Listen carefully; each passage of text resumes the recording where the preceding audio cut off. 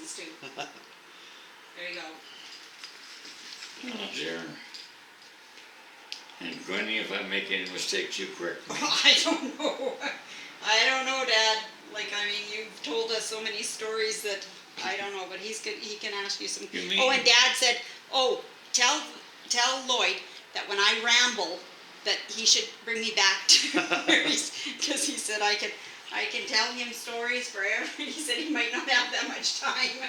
I got all the time right now. I'd love to hear. Not only is this going to be kind of a work thing, I personally just want to hear your stories as well. Well, what is it really?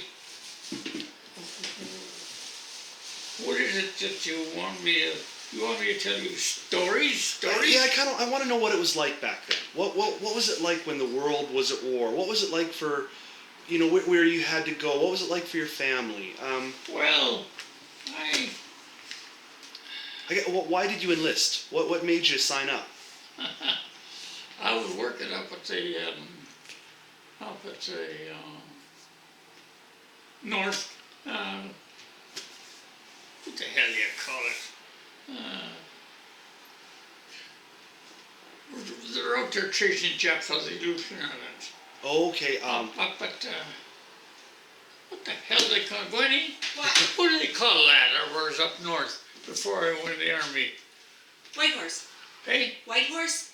Yeah, but what do they call that whole? Yukon? No, it was something highway. The Alaska Highway. The Alcan? Oh, Alaska Highway. Yeah, the What the Alcan. hell am I thinking about? I was up there working, and I come back to get some. When I went up there originally, I went up to the truck driver. I had nothing to do that with him. Yeah. And he liked company, and he used to deliver freight up to Whitehorse. So, okay, sure, you can come. And he didn't need any money. Everything is free up there at 10 days. So I went and jumped in the truck with him and went up to him with him. You want that story? Yeah? That's not Army, though. Wow. Still. That's not on, is it? Yeah, it's okay though. Go in front. Go in front. I'm just gonna quickly. Oh no, I can. I'm gonna be editing and. Okay. So anyway, a lot of people say that the Americans built the Alaska Highway. They didn't. No. I was up there, they didn't. They supplied the money. But originally, when they decided we're going to have a highway going up to Whitehorse or going up north, the Americans, that was their idea. They got a hold of surveyors, old trappers, because they didn't know the country. And they, you should go this way, you go this way. And so the Americans had an old D8, and they kind of cut a line to wherever the trail should be. Now the Army come in after that, but they didn't have any equipment. They didn't know too much on the north part. Matter of fact, example, we were going up through by high level, past the Liard, and we could stop there and eat at mealtime, and it didn't cost anything. So we stopped at the side of the road, and the snow, just dirt road, snow plowed with a cap. And there was some building down on the slide hill. Yeah, we'll go out in there for dinner. So we parked the truck and went down the hill, and it's an American camp. And the camp was built out of, the cookhouse was built out of green lumber, and the lumber shrunk. Green, Yeah. It was right fast. When it dried out. Yeah. So, and this part of the building was on the ground, and this was up about so high because it was on a slope. It didn't level it. So. They leveled the building, but I mean, They leveled the ground out, no. So anyway, we went into the place, and there was a couple of American soldiers there with some big winter coats on. This is the kitchen now. Cold, cold, cold, cold. And so anyway, we huddled up to this big army stove, and he had a big heat kettle there, burner, and on the burner, trying to heat this food. And the fire wouldn't go. So they're poking a fire all the time. What are you doing? If you want a fire to go, you don't poke it. But they were, and a guy come in with an armful of wood, and I said to him, I said, I know why your fire won't burn. Green wood. They didn't know. Yeah, fire. It's too much moisture in it. Yeah. So anyway, we left that. But that's an example of that was. Just how unready they were for it. Yeah, that's their forestry part. Yeah. How much they knew. So we carried on up to Whitehorse, and then later on I come back to Grand Prairie and get some clothes. They had no wrenches up there to work with, to speak of, so I was going to take my toolbox up too. And I got up to, I left Dawson Creek, and I went to American, somebody there. Oh yeah, you don't want any trouble going up there at all. Just stop at the dispatch stations. They didn't have a through line then. It was dispatch 50 miles to 50. Oh, or 40 yeah. miles. And if you didn't check in. Yeah, just to check in. So, okay, we all went in. And so everything went good until we got up to 210. As 210, I think that's past the yard. No, before you get to the yard. Checked in at night, it's cold, in winter now, it was cold. And who in the hell let you up the highway this far? I told him the story, come on with me. So he took me over to a captain and major, and they're playing ping pong in the next hut. And I told them the story that I was going up to Whitehorse to work. But the reason this all happened is they stopped the civilians from going any further because they're going to chase the Japs out of the Aleutian Islands. So they cut them off. So now I have to get a ride if I want to work at Whitehorse, and I had to go with army trucks, ride with them. I didn't think too much of it. Apparently they didn't either, because they told the corporal, take that man back to Hut 21, tell him to stay there. Oh, so I knew I was CB. So the next day I went out, and they had a building of prefabricated plywood, and no doors, no windows, no heat, no nothing, but a D7 inside. And this soldier was trying to get that D7 started. Well, I knew why it wouldn't start, because it had summer fuel in it, and cold. So anyway, a big MP come up and touched my shoulder. What are you doing here? I said, nothing, just looking. You head back to Hut 21, stay there. Oh, no, I'm getting my Irish up. So that night I went back down to the order room. I said, I'm going back to Grand Prairie. And I thought, be a Canadian, you know, and they hold me here, figured I might be a Jap spy. And anyway, back to the major again, told him, and he looked at me and he says, Corporal, put him on the next civilian truck going back to Grand Prairie. So I got back out of there. Well, I got back to Grand Prairie. Some of my friends were in the army. This guy's in the army. This guy's in the army. And what year was this when you came back to Grand Prairie? Yeah. So I said, the hell of it. What year? I'm going back in the army too. Dad, what year was that?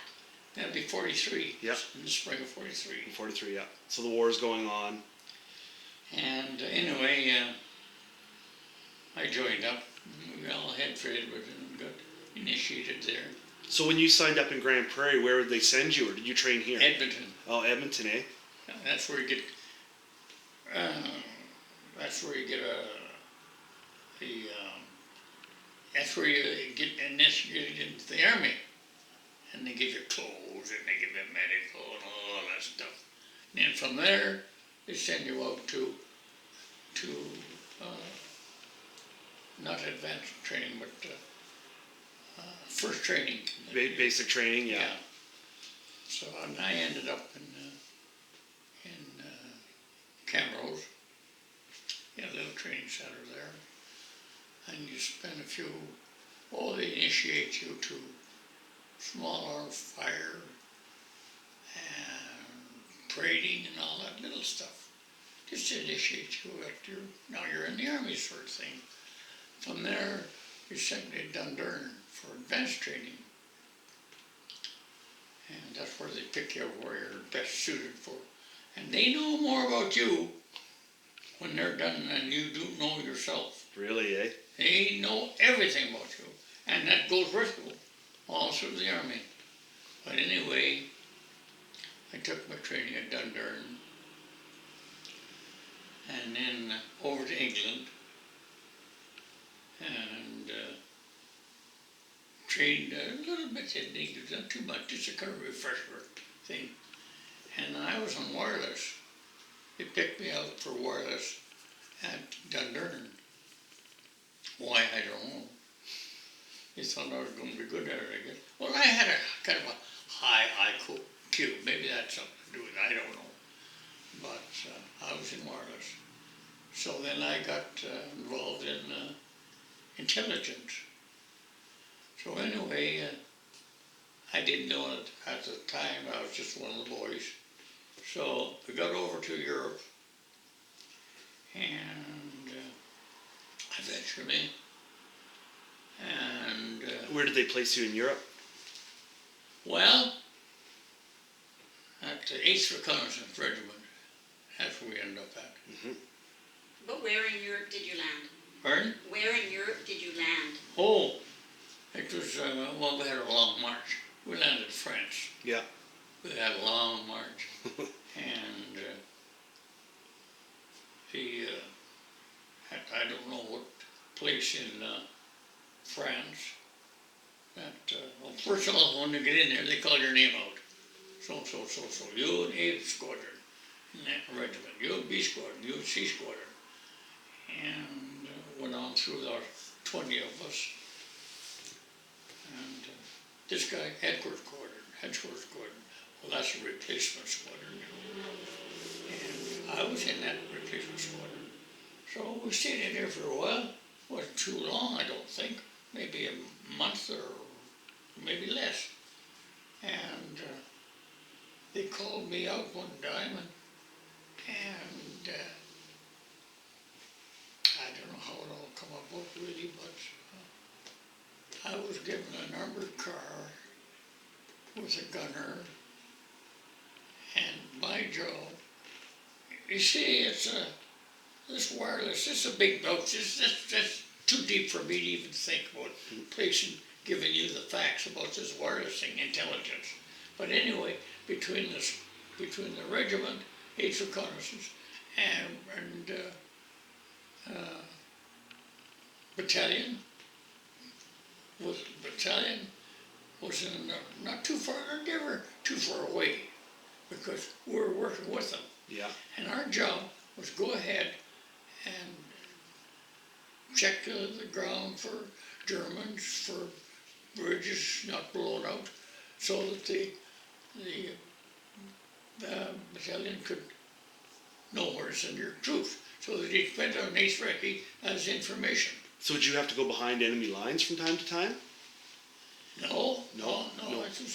That's just our regiment, the Yeah. forward troops. They knew all that. Yeah. They had, but me, no, I was back in headquarters. Oh, so you had to go back and just check where bridges were? So, no, so they would, if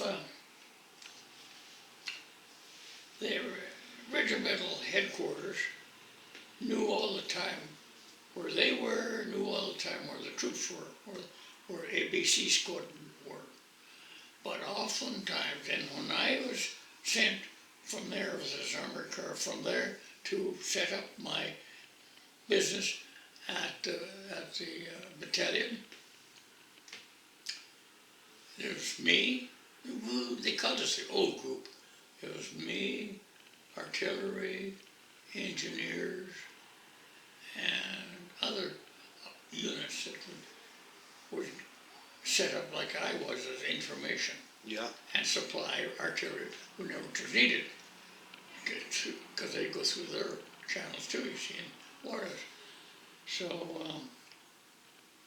you'll say the old brigadier would come running across there. Where's your forward troops? Well, he wants to know where to put his outfit. Yeah. And so I'd get a hold through wireless. All code, everything is code to my outfit, and they would end up by the squadron that was in that area, and they'd send the information back around this other way and through me again. Now I had to shuttle with my armored car. You know, I didn't have any wireless contract, nor did they, the regiment and the battalion. It was all me. So that was very important. Very, very, very Do important. you want a drink? I had thousands of men to be responsible for at times. Of course, I didn't know that. I was too young to know that, right? Well, I knew how to sweat. And did they ever put the pinch on you? Were you ever afraid? No, No, you knew where you were going. You had people I around was you. never afraid. No. I'll come to you later. But anyway, I had my code book, and they'd give me the code. That code was for about, well, actually that code was only good for one day, in case the Germans got a hold of a book, or one of us got shot or something, and they got our code book. Well, I'd decipher that if they could. And they were smart. So one day you had to have a new code. Well, they sent me out there, and they couldn't give me the code job over the air, and so I swear once in a while I'd get a message code, which meant Reid, get back here, which means they wasn't going to let me run around loose with the old code. So that's the way that would work. But it was. Well, that's a long time ago. I got to do some thinking. What were your fellow troops like? Were they all pretty good guys? All good guys to work with? I didn't have anybody to work with. I was on my own. You were always on your own, eh? Yeah. And that I must have. I don't know how come they picked me for that job. That's a job between our regiment and our battalion. And I was a connecting link there. Yeah. So whether, and I took a wireless course here in Canada, I took some in England. Now whether I was high on that, why they picked me out of the 15 or 20, I don't know. But that's the job I got. Yeah, armored car and little gunner. Sometimes I had a lieutenant with me, sometimes I had a captain, but usually I was, and sometimes I was alone. But anyway, I set up my outfit over there at battalion. And like, were you well supplied? Did they feed you well? They take care of you? You know, that's where I slept in the armored car, I know that. Yeah. But where I ate and where beyond me, all that's Well, small memory, right? stuff was. Yeah. Yeah. But they did give you a pistol. Pardon? They did give you a pistol. They give you a pistol. Oh, yeah. Well, I never did have a rifle. I always had a pistol, same as the officers. Did you ever have to use it to protect yourself? No. And are you thankful for that? Pardon? Are you thankful you never had to defend yourself? It didn't matter. Yeah, eh? I'll tell you the story later on. And no, and that was a lovely gun. That was a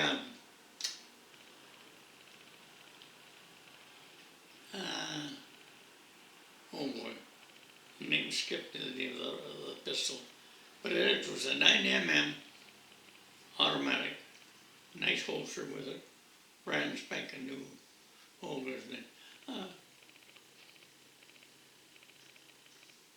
Anyway, It's a nice little pistol. Did you hold on to it, or did you have to leave it I behind? did. I hung on to that until after the war's finished. Yeah. And then you had to give it up. I didn't have to. Oh, you didn't? No. I thought you would. No, they did told us to turn in our weapons. And if you didn't, if you got caught on the boat going home with a weapon, they could send you to Japan. Finish the war in Japan. Yeah. Well, I wanted to get home, so I threw mine in the bush in Nijmegen. But anyway, that is my job there. Now, I'll show you an example of how that worked. We're over at Groningen, Holland. I was with the battalion in there, and they were moving up. Oh, God, a long mile, maybe a mile and a half or so long. And the DRs are driving up and going to get this thing ready. I was in line and moving along slow, so we're getting organized. And then I got a message on my machine, coded, and I wrote the code down while I was waiting. Oh no, as soon as I got that message, I told I think the lieutenant was with me. I said, we got to get behind the artillery van right now, because I knew this was an important message. It's from our squadron up ahead.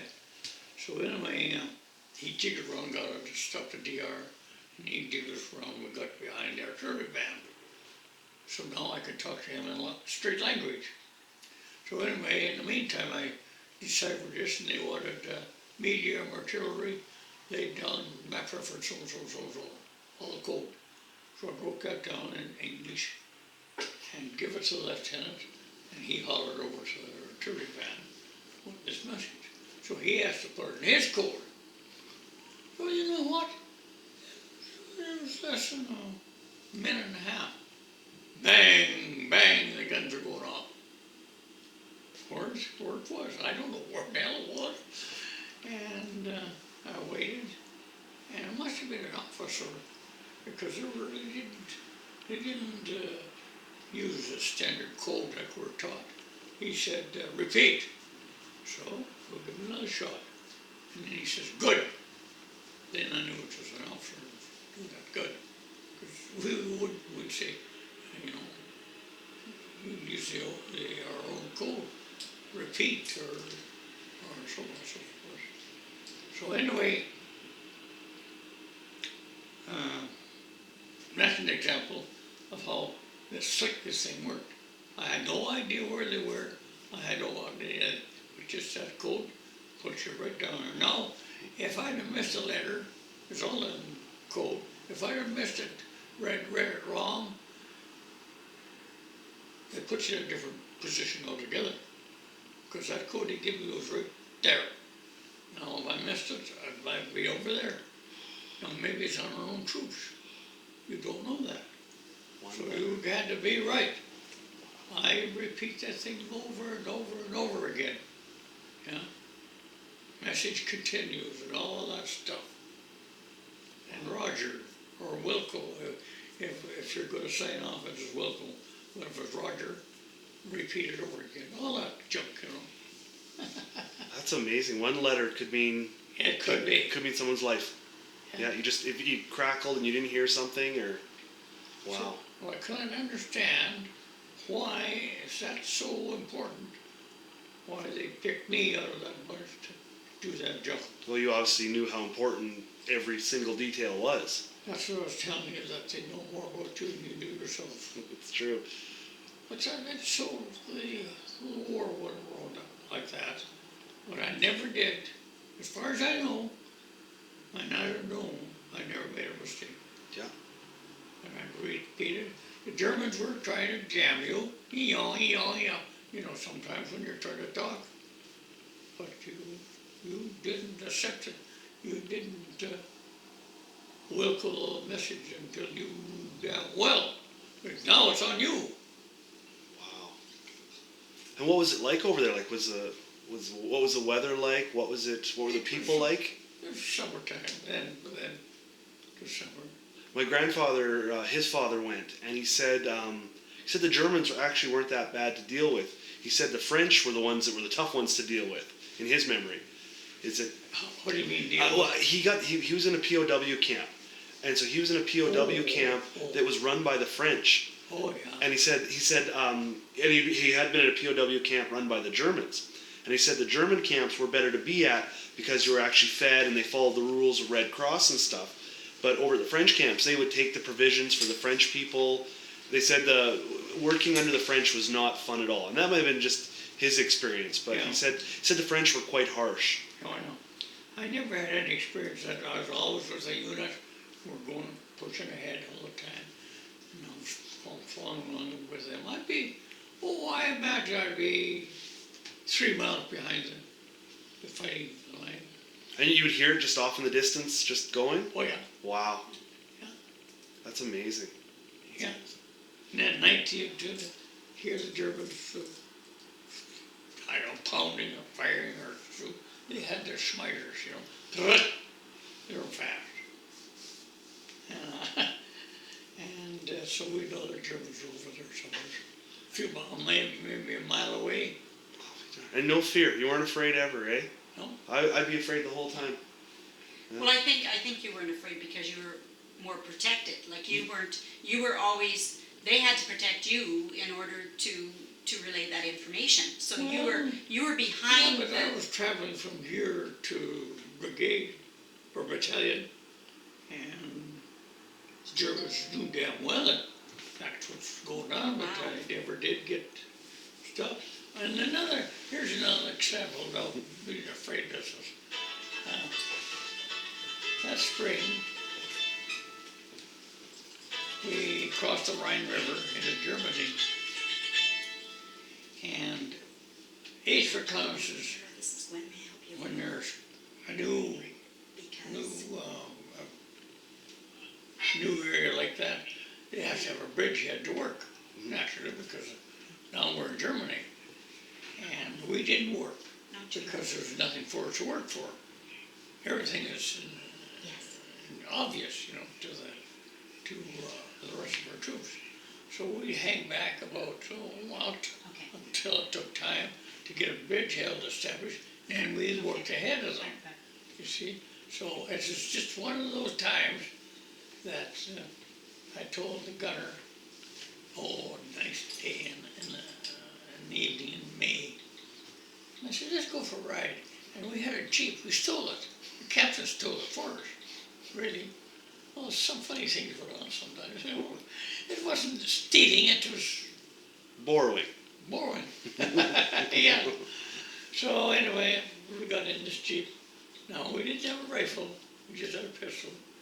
And up the road, we passed some tanks going in, the infantry was hanging on the side of them. And there's a rifle on the road, and we passed. One of the soldiers lost his rifle again. And it was there, so I remembered that, I think about that. But we went past these tanks, about, I go half a mile, turned right, and the road or trail turned right, and then it went, I could look up the trail, and I could see a bunch of Germans right on the road. And they were surrendering with their hands up over their head, So I drove right through with the Jeep and got up the road, and I could see these tanks up ahead, ready to go in. And there's an officer walking down the trail towards us. And he got to me and he said, where are you going? I said, no. He said, what are you doing up here? And I said, nothing, just take a ride. Well, yeah, that's no place to take a ride. So, did he bawl me out? Oh, God, did he? He just, he felt like dragging me out of that Jeep and beating the hell out of me, So anyway, we turned back and I said, let's go back and get that rifle and we'll come back and we'll loose these Germans. And no, I wasn't scared. I could have drove off that road right in there, a half a mile or a quarter of a mile right where they're fighting. It didn't bother me, I wasn't scared. Do you just get used to it, I guess? I think that's the way we were trained too. Yeah, yeah, the training. So anyway, we went back and get the rifle, put another tank behind us and run over and smashed it all. Got it back to camp. I'll be darned. What if our regiment known that? Be all court-martialed. Oh, they didn't go for that stuff. But there again, I wasn't scared. Yeah. How did you, how'd you keep in touch with home? Is it just like letter writing? Yeah, Yeah, it'd be censored. yeah. Really, eh? I remember I wrote one time, and that was in the winter time, and just kind of slack time right then. And I wrote home and said that we were in Holland, but I said we're not doing much. And they censored it, and the major, when I suppose the sergeant gave this letter to the major. Not doing much, eh? Well, we'll give him something to do. So that made me jeep hoisted the major jeep every day down to Moss River. I'll be darned. Wow, And just from a simple comment. He picked a guy, I guess he thought he was my friend. You go well. I'll be darned. So you do that once or twice and then you quit, you don't do it anymore. I imagine. Yeah. Be careful what you say. Yeah. Did you have to be careful what you said and what you, especially in your position, you would have, wouldn't you? Had to be careful. Oh yes. Oh, Yeah. yes. I did mention the Army too, much when we got up in Europe. Yeah. Not much at all. What was it like when the war was over? Do you remember where you were? Oh yeah, we're way over in Oldenburg, Germany, and we're heading for the North Sea because the Germans had some pens in there that they're making submarines in with. So we're up there seizing pens, but the war quit just got there. Oh yes, I remember I was writing a letter home too when the lieutenant come back from the orderly room. He said, "The war's over." And I was writing, I said, "Oh, I didn't care. No, I was just settled into it. I miss the family, sure, but they're there and I'm here." So I settled to where I was. I'll be darned. Yeah, it's strange, very strange. Even after the army, didn't you do some German prisoner? Oh, well, yeah, we got back in Canada eventually, and we're so overcrowded there, trying to get there, discharged and stuff like that, that we had to wait. Our regiment had to wait. Okay, they didn't want us waiting around nothing to do, so they sent me to Lethbridge, guarded prison, German prisoners of war. They had a nice camp, the Germans. Nice food, they cooked their own food. Yeah. So I wandered through the camp at night and seen this, just as formality. And were they friendly for the most part? The soldiers who'd been They were. captured? Yeah. Some of them were happier than hell, they wanted to stay. Some wanted to go home, married one to get. Yeah. A lot of them wanted to stay. And if they were a painter or a carpenter, they had their own little place there, they could do their own carpenter work, and they had it good. Yeah. And I guess that's why some of them wanted to stay. And you were saying at summertime, or at Christmas time, when they both sang carols and they stopped fire for a while. Oh, that's in Germany, way up in Germany. What year was that? That was probably around, well, that I was in, when that happened, we were still in Holland, but we had the Maas River, the Maas River between us and the Germans. And come Christmas time, the Germans were singing Christmas carols in German, and we'd sing them over in English, and we'd sing back and forth. I'll be darned. Yeah. I'll be darned. And then, at the end of the day, went back to work. Yeah, back to work. I'll be darned. I can't imagine it. Well, and I think what's happening is a lot of things you know, you were told to go to war, and it's just like political people start something, and then you know, sure, you have to secure your country, and you have to, but at that time, you notice not either one of them wanted to do it. They didn't want to get shot. They didn't want to leave their family. They didn't want. So I mean, it's funny how head political people can control the whole country and how the people are going to react in the country. You know, it's sure, you know, it was your duty to go to war, and it was your duty to protect your country. But it's the same with them, not knowing what had happened, and at that time, you're singing carols back and forth because it was a time that both people were. Well, they say that soldiers clean up the mess diplomats make. Yeah. You know, and that's. Yeah. Yeah. Because I mean, Dad was fortunate; he didn't see a whole lot of. He wasn't in the infantry. He didn't see a whole lot of that. Like he was the one that was, you know. Well, I was kind of. But it. The regiment, our regiment, and the battalion. I was in between. That's all I knew. Yep. Yeah. I didn't know anything. And that's it. But a lot of the people that were in the war, some of them that had to do the shooting, had to do the killing, had to see their friends die, that sort of thing, they just, some of them don't recover from it. Mm-hmm. I seen a bit of it, but like an example, I was driving along and on this road, and the road kind of went down a little hill, maybe about a quarter of a mile, and then it went up the hill. So, by God, here's an armored car, little armored, or kind of a small tank, got hit in the turret,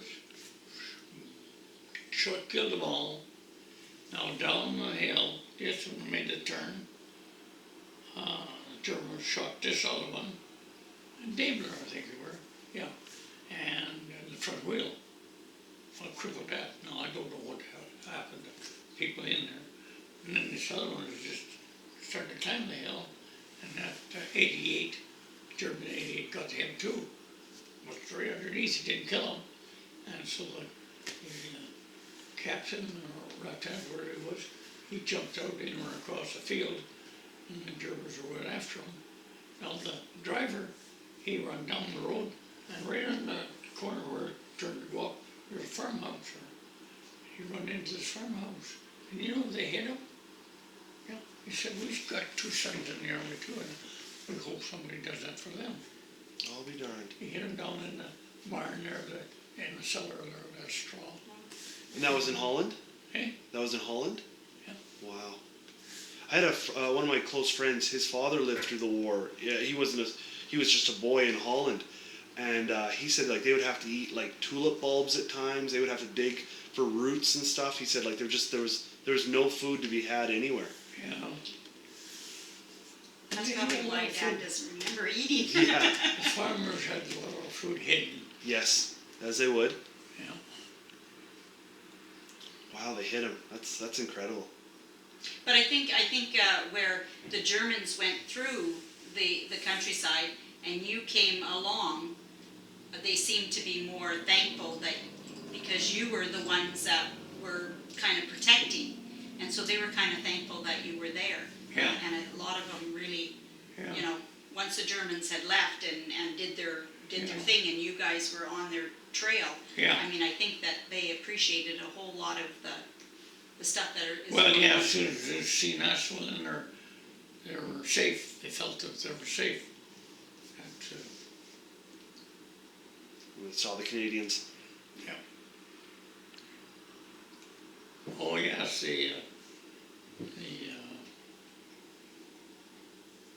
they're really pleased to see us. Were you involved in the D-Day, the Normandy? Hmm? Were you involved in the Normandy? No, Okay. no, I've come along after. How old were you when you signed up? I never asked that. Oh, 22, 23. Oh, okay, still a young one. Still young. Yeah, yeah. Yeah, one of my brothers were born when Dad came back, and he kept asking Mom when that man was going to leave. Yeah, it's... Yeah, I had one son born when I was on the boat heading for Europe. really nice if they'd give me a few days off, but they don't do that. No, the No. work's got to get done first. Yep. Yeah. But you were mentioning when you first got over to Europe, riding in the back of the one of the trucks going over there, how you In didn't the dark. know.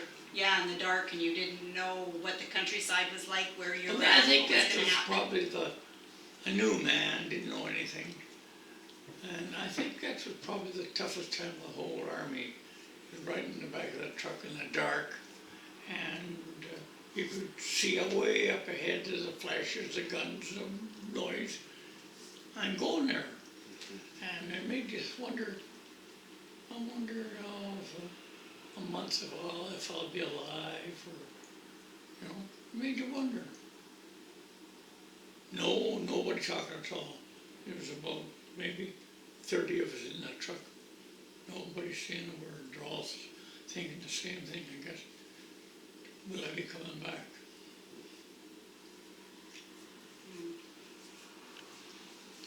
And then get to where you're going at night. All out and start calling names. See if somebody didn't jump out the back of the truck or something. I don't know. And come to my name, Reid, headquarters, so-so, B squadron, A squadron, C squadron. And that's all you do then. Oh yeah, and then they put you in guard duty right away at night. Give the other guys a break, I guess. And give me a rifle. I didn't have one. Old rusty old rifle. And you guard all these armored cars and stuff, the whole camp. If you see his buddy move, he said, shoot him. Well, that kind of scared you too, because I didn't want to shoot anybody. You were just hoping you didn't see anybody. Just hoping to get through a quiet night. What was it like after you left the army? What did you do after the army? Oh, wandered around. I went back to Hythe, wandered around, and kind of lost, kind of getting used to being home. Before I went in the army, I had a little bit of work with the Department of Highways. Just a bit. Just a taste of it. And so I went back and I got thinking, I guess I'll go see Ernie Henderson and see if he'll give me a job back in the highways again. He did. Him and Ernie, me and Ernie got along real good. So I worked for the Department of Highways for a long time after that. What did you do for them? I was cutting. I put in a grader or elevated grader or full grader, building roads, the ditch mostly. And did you Just small work, usually around Rycroft. And did you find the transition from the army back to life pretty easy, or did you find it? Yeah, it was. Yeah, I know some people struggle coming back. Some people, it's like they're glad to be back. It's no problem. I can't understand the American side of it. You hear so much of the killings and stuff like that, and he went crazy because he was in the army. Well, I'll tell you something about this, your training too. Canadians were a far better fighting force than the Americans on account of the training. Now, when you're a Canadian, you're taking training and basic training. You'll take you out in the field, maybe give you some information and training out there in a small group with how to handle your rifle and all that, really basic. And how far do you figure that post is over there? Well, we'll say 300 yards, but nobody knows where all the kids are all stupid. And one say one distance, one say 3 times as much distance, and you'll write it all down. And you'll take an average, and God, that average hits the spot pretty close. Really, eh? Yeah. Really darned. And trained to use her rifle. Now, there's one of the boys, an old farm kid, he can't march with a dam. He's got to teach him how to march. He's got to teach him how to handle his rifle properly. So, I can't remember the words he used, but we all gotta do it together.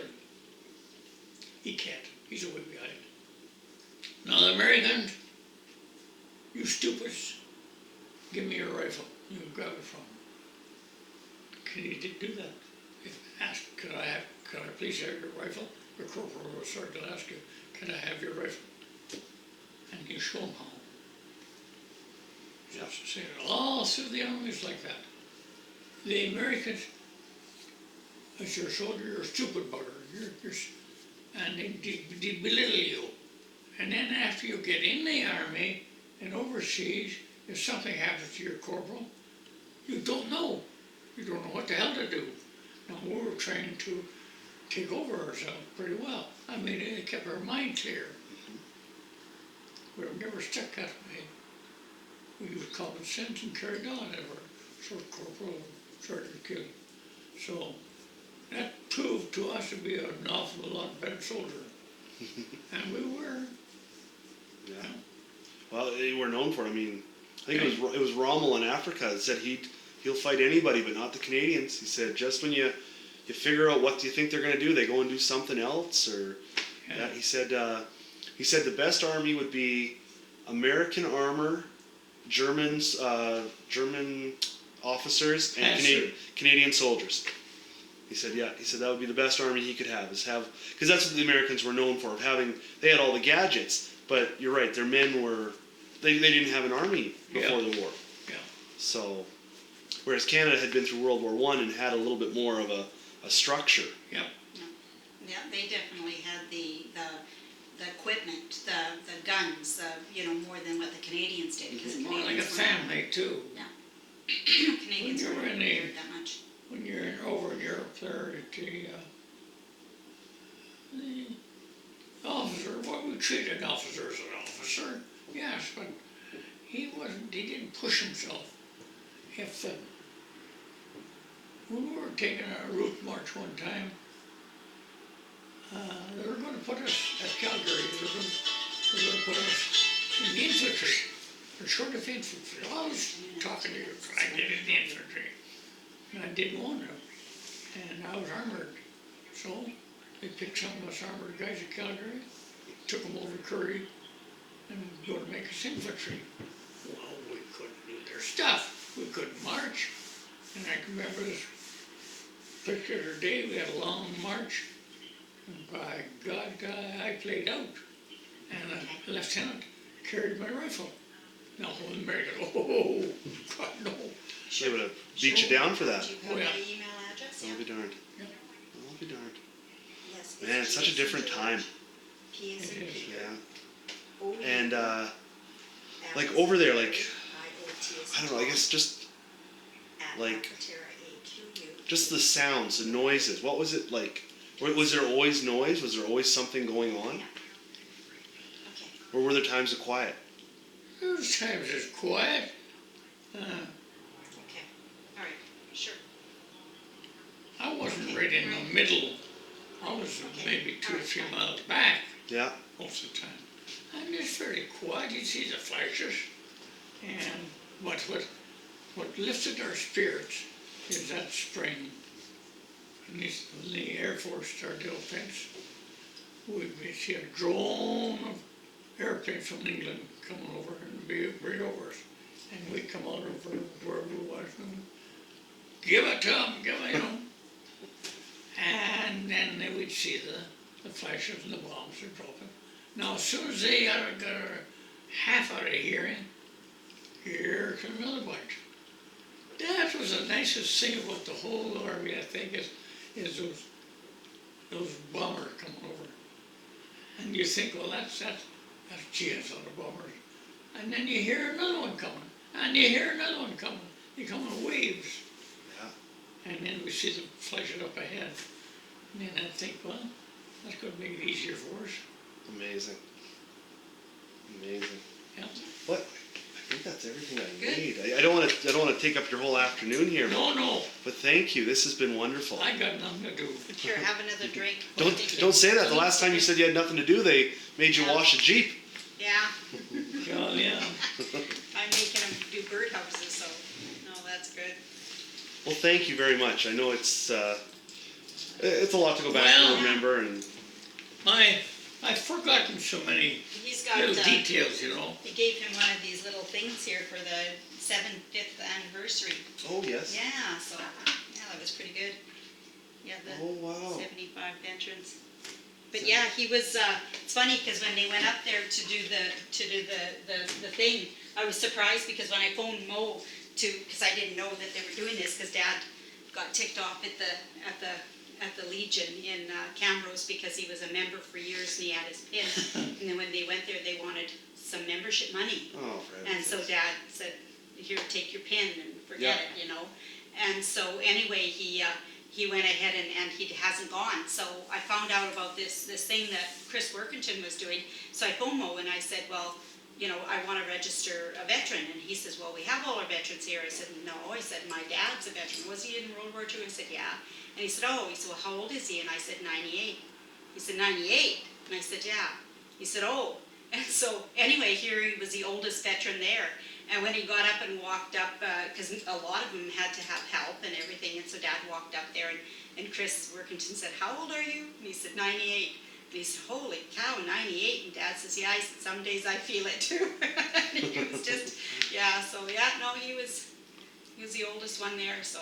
Well, what actually? I didn't ask that. What was your rank when you were there? Or what were you? Did you Trooper. have trooper? Yeah.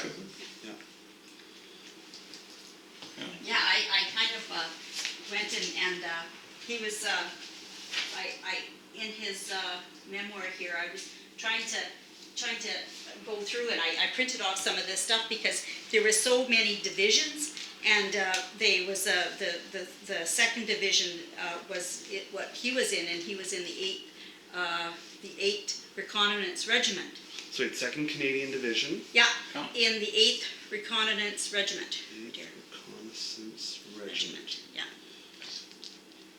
8th Brigade, proud of them.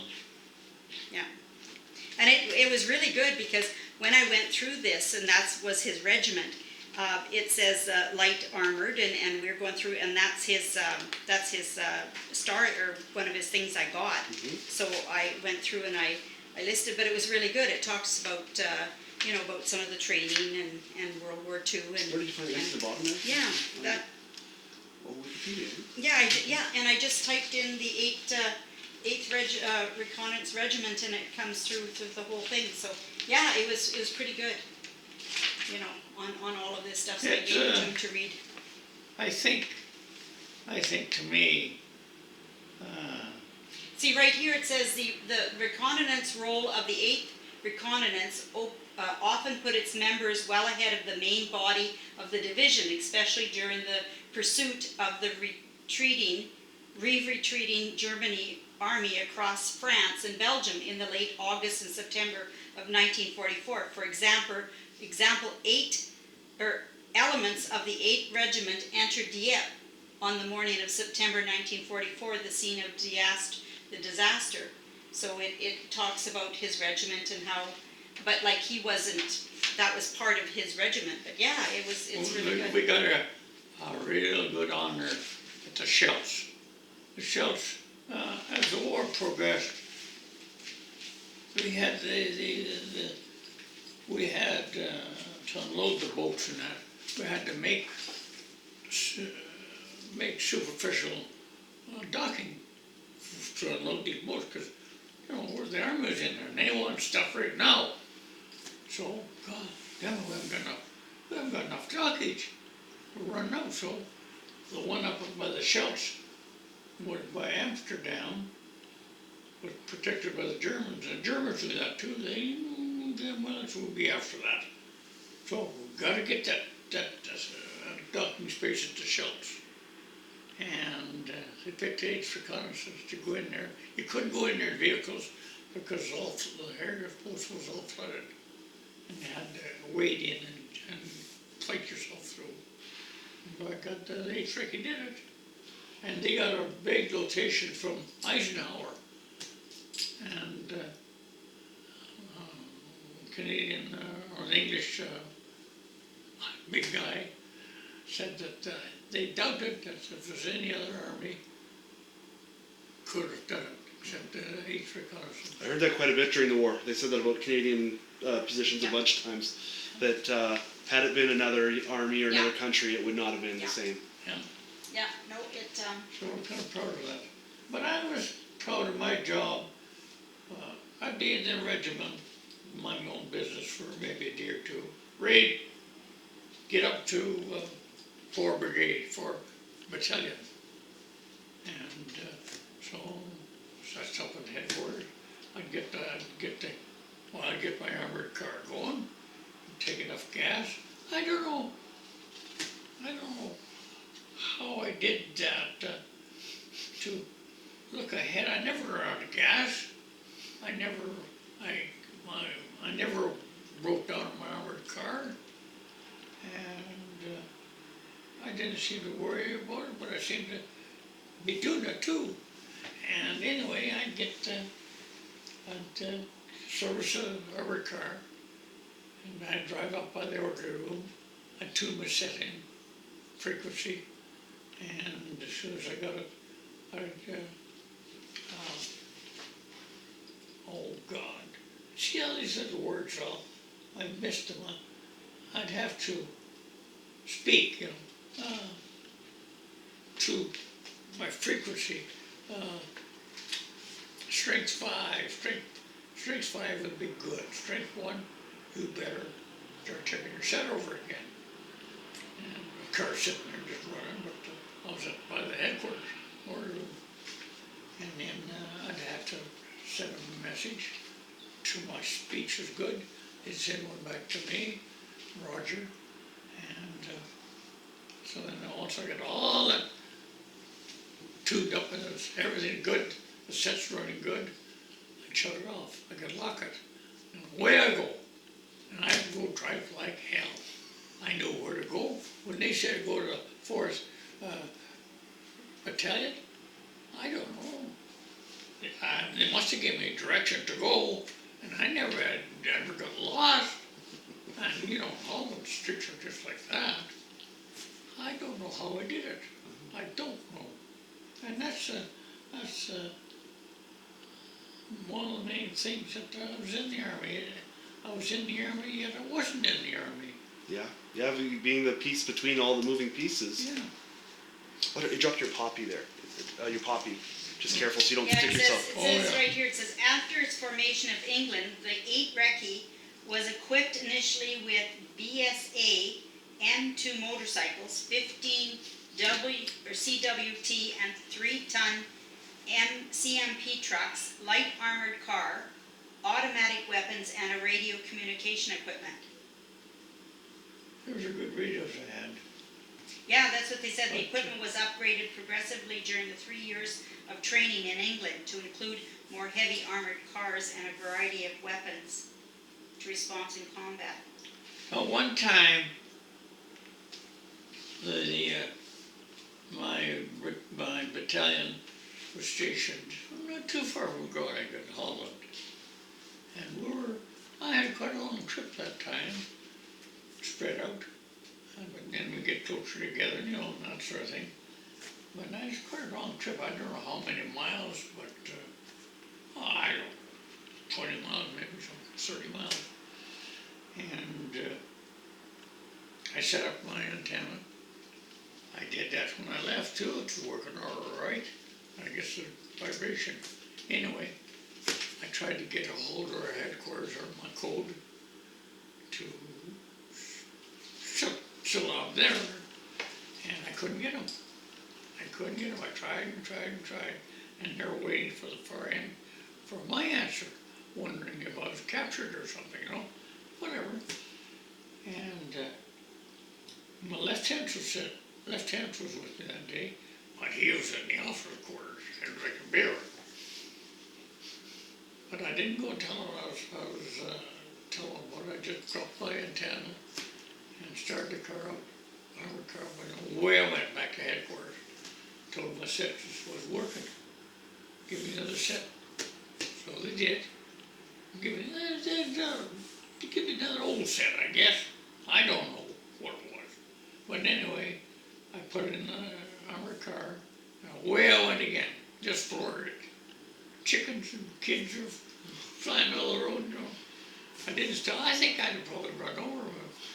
fella, this is important.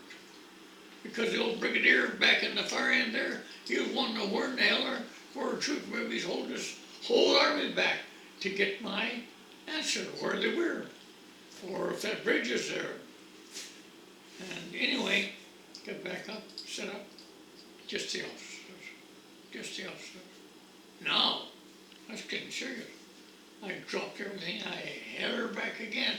I said, give me your spare set. I said, I've got to get back up there, they're waiting for answers. Oh, no, can't do that. Yes, you can, I said, I'm more important to get up there than you are here. And anyway, I talked to the sergeant to give me his spare set. Oh, that's a nice fellow. So I got it going and got up there, and sure enough, our regiment, our administration, what the hell's the matter with Reid? We haven't heard from him. And they were quite concerned, you know. They did know the set broke down. And so I was in a spot there. I could have been dragged out there any old time. But I kept that spare set for a while. That's a good. It was good. It was better. But you see, that's how important it was. It had to. If I stopped, everything stopped. Yep. One person, one piece. Yeah. That made me kind of proud in a way. And it should. Very proud. No, it should. Yeah. You kept a lot of men safe. Yeah. Anyway, you've got to drink your water. You were told to drink water, Dad. I bet did. you. Yeah, I know, but you're supposed to drink a bottle. Well, thank you for your time, Mr. Reid. I can't thank you enough for it. Well, today is not a good day for me. My head's kind of fuzzy. Another day, you know, it's funny. Some days I'm just clear-headed as anything, and I can name things that I couldn't tell you. I didn't remember. Yeah. But that's the way it is, I guess, when you get old. Well, I mean, and that's yeah. memory. That's Yeah, it is, and some days he's really quick, but I mean, you were just out of the hospital on Tuesday, and you're, Oh wow. Yeah, I the had a food tough time and there. everything, like, you know, he's been in there for 3 weeks, and he wasn't recuperating. walking, and so, I mean, yeah, and he was getting dizzy, and they said that he needs to drink more fluid, and of course, a whole bunch of things weren't working right, and we were trying to get him to, but yeah, so now you're pretty good, But the business I was in, I was in the army, yet, in a way, I wasn't in the army. Like the guys didn't treat you like one of the infantry kind of thing. Yeah, Yeah. I never Because he visited the boys. never had a group of guys, yeah. Yeah. But he's got to admit, like, looking at, like, if they always say, I don't know about Canadian, but he's always said that the Army's treated him really well. Yes. Like after right the now, fact. like Oh, right yeah, now. Like they didn't pay him like they do people now. He had a very little wage. Of course, they didn't have the nice equipment that they have now. They didn't have the nice clothing but he said after he got out of the war, like now, he needs to, like, because he doesn't really have a whole lot of meds and doesn't need a whole lot, but they are really, really good. Like, I mean, they got him a brand new scooter when he asked for it, and he went to we went to the dermatologist in Edmonton, so I emailed them asking, or wrote them and asked them if he would just pay for his flight and his hotels, and that's it, like nothing mine, I went with them, but you know, and they added the meals, so Good. they didn't, you know, so I mean, little extra things like that they do, and when I phoned, she said, does he need this, does he need that, you know, does he, I said, no, he doesn't need that, and he doesn't need this, and so, you know, they're very, very good like that, like they add extra. And My grandfather was a Mountie, and he said they treated him better in retirement than they did as an officer. Yeah. Well, that scooter said, I didn't ask for it. No. The guy come in and said, how you doing, and so on and so forth. And do you walk much? No, I was having hip trouble. I couldn't walk very far, my hips giving out. I said, no, I don't do much walking. Well, he said, you should be doing walking. How would it be if we give you a scooter? That's the way that comes about. Yeah. And they didn't. And it wasn't a cheap one either. No, when we were talking about it, I said, Dad wants a duty one, he doesn't want a lighter one, you know, and we actually got the model number, and I did get certain quotes, and no problem. Pick one out and. Yeah, they got the bigger one, and And, hearing aids, glasses, you name it, they have, Oh, they have no yes. problem. Medication. No problem. Medication, you know, and. As it should be. Yeah, As it yeah. should be. You've used me real good. Yeah. And But they the do, they food- give them a little extra in the housekeeping, you know, and if it goes up, and like he said, she says that anything changes, let us know. And, you know, and so I should have let them know that he moved here, but, you know, they do, if there's any extra costs that he needs, any equipment, they need to know, and they would reimburse him for it. So they're really good that way, Oh. you know, they're. Now that information I gave you, what little it was, you interviewed somebody else who's on the forward troops, were in the battle. Yeah. You're going to say, well, is that the same goddamn army? Well, Yeah. no, but No, but I mean, to me it is. yeah. It don't, Yeah. they don't work together. No. Well, and I mean, I had my job, they had their job. just like working in a It's company. altogether different, absolutely Yeah. altogether different. And and I was very privileged that Dad had the job he did, and he didn't have the infantry job, or Yeah.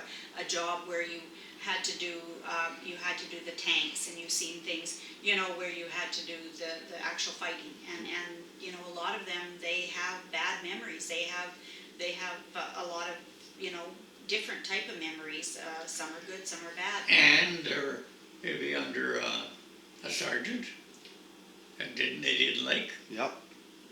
and maybe as or a corporal or sergeant major, or an officer, and some of those officers weren't too good. But here I was independent. They just told me to head for battalion headquarters and set up at the old, we call it an old group. And the What? artillery is there, they're all there, all around that group, and we're just getting the information, feeding it to them. But you didn't have to traipse through the bush, the mud, Oh, the, no. you know, I thought- that sort of thing. I still think you were probably a target for him, though. You were Yeah. probably a pretty high priority target. He was, but you know, it's nice would be, because yeah. he wasn't in that sort of the mud, the you know, the how it was damp, it was cold. Like, I mean, he had some of that, but I mean, he wasn't For the most part, carrying he a went, yeah. rifle. He didn't just, they didn't just, Germans would just love to have my code book. Yep. Yeah. And I was supposed to, I don't know, swallow as much as I could, I guess. No, it's a pretty good sized book. Yeah, no, Oh, he cool, said that sometimes he would even have to go in a cave or something like that and do things, and one time you said you were in a cave doing your thing, and you heard some gunfire, and they got you out of there, and you walked by and you seen somebody laying there, but nothing happened. You know, Yeah. all those things would happen, but I didn't think that those things are serious.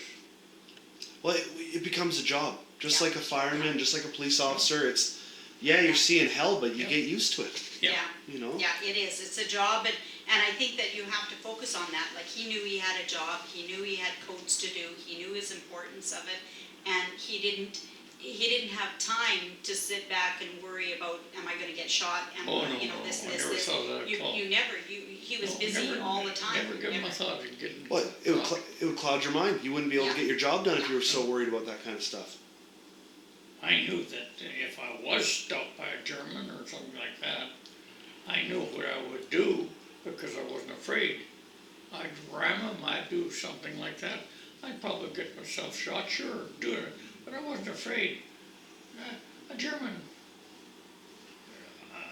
armored car could have been crossways in the road and stopped me. I knew what I had to do. You know, Yeah. didn't bother me. What was that you were telling us, that there was two guys that were there, and the Germans, how sneaky they were? They posed as something else, they could speak a little bit of English, and they Oh, posed as. well, that went on quite often. It's, we had our guard duty at night. And maybe the Germans just across the river. There were, both sides were, at night they were having, you know, and there's a word for that, and I can't remember it. The But espionage, yeah. Anyway, these two Germans crossed the Rhine in the wintertime, and our two guards were supposed to be guarding. Well, they seen those two guys coming, and perfect English. The guy wants to see, I have to see your commanding officer right now. He used everything is perfect. And so one of the guys took the guy back to camp to talk to the commanding officer. Come back, nobody there. Wow. Oh yeah, that's quite often. Yeah, just. We did ourselves. We'd have white uniforms on, and at night they'd send a bunch of them across the Rhine River into Germany and get the information, capture one if they can. Oh yeah. So I mean, that's That fine. is something that I'm glad that You did. I'm glad you had the armored car then. Well, thank you. Thank you for everything. That's too bad that This has been wonderful. I don't feel. maybe a different time. Yeah, I don't. And I like talking about it. Yeah, he Good. said, yeah, it is. Yeah, They shot I, two today. Now you talk, like I said, you He didn't say. go He around said pick yes. up one We're that open. was He said we shot. served in the front. I don't know what they shot. You wouldn't He didn't say what maybe they shot. says nothing nice about it. Yeah. Depends on condition. My great grandfather was in both wars, and he didn't Alright. talk about it much, but he got captured in both. Okay. Yeah. And Okay, bye. he Okay. said, the German POW camp wasn't too bad. He said the French POW camp where they made a mine, he said that was hell. He said that was hell. He didn't think much of the Dutch because they broke out of the POW camp and were hiding in fishermen's boats, and the Dutchmen turned them in for provisions. Turned them over, which is a little unusual, but who knows where people's allegiances are. But yeah, he wouldn't talk about it much. Well, what he'd been Some through. did. Yeah, so But in my case, I had nothing. your job sounded kind of Just a fun. little story. Yeah, it sounded kind of fun almost. Between our regiment and the battalion. It sounded like an adventure. Just working back and forth. Yeah. I had nothing. Well, and it sounds like you had the supplies. You knew what you were doing. You didn't have fear. You had a lot of the right pieces. You had to know your business. Yeah. And I was blessed that way, but I can't understand. I can't understand how I was so damn good. Well, I don't understand lucky and good are often side by side. that. Everything I did to me was perfect. Good. Yeah. Yeah. Like that armored car I had could have broke down, a flat tire. Well, that's In what the middle of her, I just here don't- I am sitting here with a code book, and they want information. I don't understand that. However, why all through it everything went so smooth. Yeah, one spark plug didn't fire one morning, and you could be stuck in the middle of a field waiting. Yeah. No. And with all this information, what the hell was I going to do? But it never had, and I never worried about it. I just Did they train you what to do if you were captured, like to tear the car apart, or? Yeah. Oh yeah, you had to go through it all. We're gonna get the gas up, like some would. Yeah. So what did they tell you to do if you got captured? Well, they told us to eat it Well, I if we mean, could, but they wouldn't know what to do if they captured me with this code book. I can't eat that. yeah. And I don't know, I think they had the faith in me that I would do the right thing. Yeah. I would do it as they would tell me to do it. Yeah. Throw it in the bush Nothing or could do whatever. it. Yeah. They got the book. Yeah. But now on the far end, it canceled all these codes. Well, if they didn't hear from you, yeah, they the would. big- They would have to cancel all the codes and Yeah, redo. they could blame me, No. but this is the far end that's got to, oh boy, gotta be some adjustment real fast. So did you have to check in every so often, so that they knew that you weren't captured? That they. Oh no, well, I had the code, you see, Yeah, but so did anything they? happened to me, No, but did they always try and get a hold of all of the radio operator guys to make sure that they're still there, that they weren't captured? Like every half hour, did you have to check in, or? Well, oh no, not that, no. I just can't remember when I knew the time was to leave the battalion and get back to the regiment. Yeah. Maybe, I don't know. Yeah. Because I wouldn't know what the battalion is gonna do. Yeah, The brigadier wouldn't tell me. No, maybe, but our regiment would know. I don't know. It seemed to, well, maybe they had another set of regiment, a higher set than mine, but I don't know, they sure hell had me go back and forth anyway. Yeah. Well, thank And, you for arranging this, Glenn. The stuff that I was taking was very, very, very important. They wouldn't need another set anyplace. Well, I don't know. I never browsed on that at all. I just did my thing. Yeah, focus on what needs to be done. Yeah. Well, we're done. We got just turn gonna this grab off. some Well, that's stuff good, here. eh?